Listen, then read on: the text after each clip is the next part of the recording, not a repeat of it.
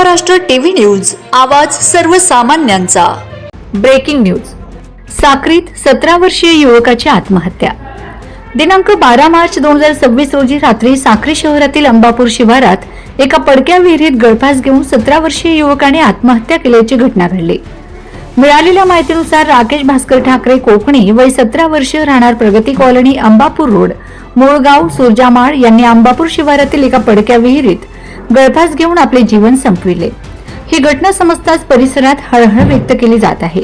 घटनेची माहिती मिळताच पोलीस घटनास्थळी दाखल झाले असून मृतदेह ताब्यात घेऊन पुढील प्रक्रिया सुरू करण्यात आली आहे। या प्रकरणाचा पुढील तपास पोलीस करीत आहेत। वंदे महाराष्ट्र टीव्ही मीडिया, मुख्य संपादक छगन कोळेकर, साक्री।